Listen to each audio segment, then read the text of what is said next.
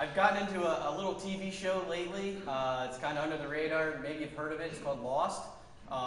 Has anyone watched Lost? Anyone a fan? Yeah. All right, 3 others. Great. Well, I'm pretty current with the show. I just finished season 1 this weekend, so I'm on top of it, and I'm hooked, so I'm excited to watch the rest of them. So don't spoil anything for me, the 3 others who have seen it.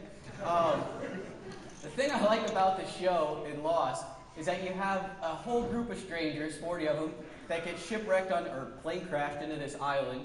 You have backgrounds like an Iraqi Republican guard, you have some fugitives, you have a pregnant woman, you have a doctor, just all different walks of life that are stranded on this island.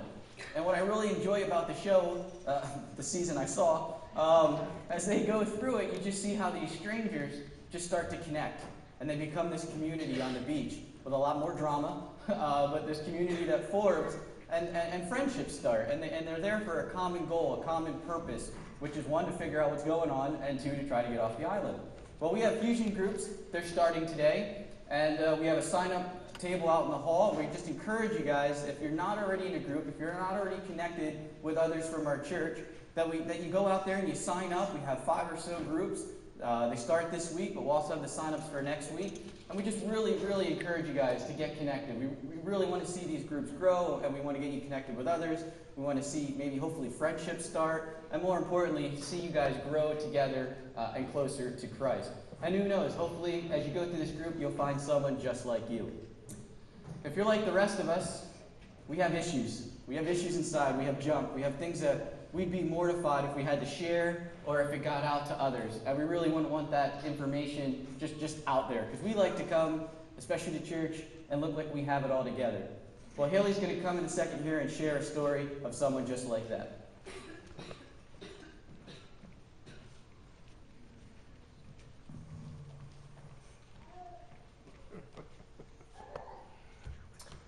I haven't told Annette that I saw our basement. I don't think she wants to know.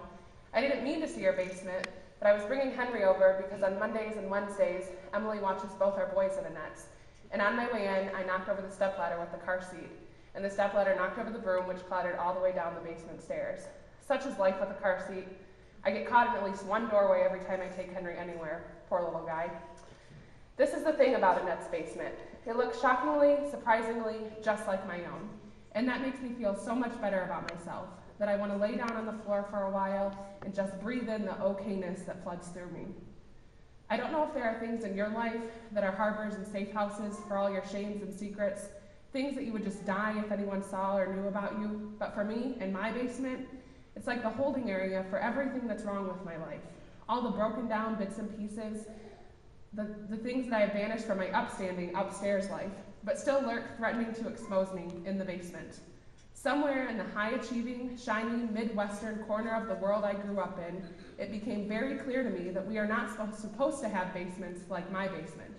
It's okay to have some shelving, some tidy boxes on stacks on those shelves.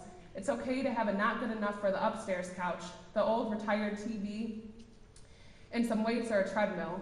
It's distinctly not okay to have a basement that is a sprawl of framed and unframed art prints, a fondue set that has fallen out of its box, a slipcover, mattress pad, thousands of CDs spread all over one corner, cobwebs and wrenches, a wallpaper steamer, a stack of old stained clothes that I've meant to soak but never did, and mousetraps, dust bunnies, extra toilet paper, and 47 half-used paint cans. That's not okay. That's what bad, messy people do.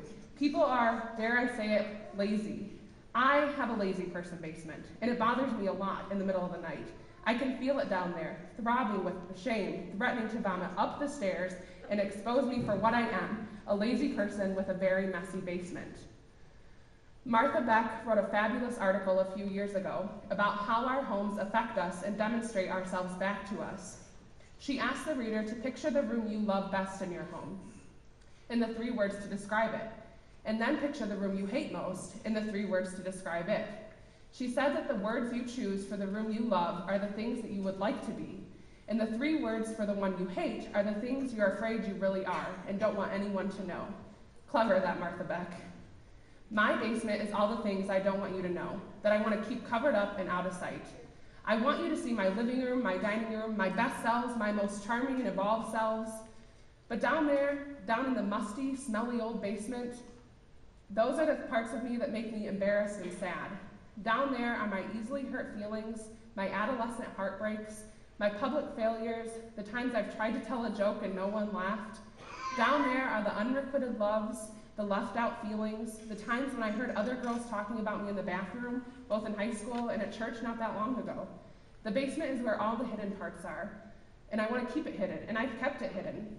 That's why Annette's basement healed me so deeply, because she's one of the other kind of people. There's people like me, and then there's people like her. I have the sense that she's the good, upstanding kind of person, and I certainly am not. She has pretty makeup and necklaces, cute shoes, and I lurch around in my yoga pants and a ratty ponytail for days on end. She reapplies lipstick throughout the day and has dress coats in China. She's strong and direct and knows how to do spreadsheets and started her own business. And I can barely even email.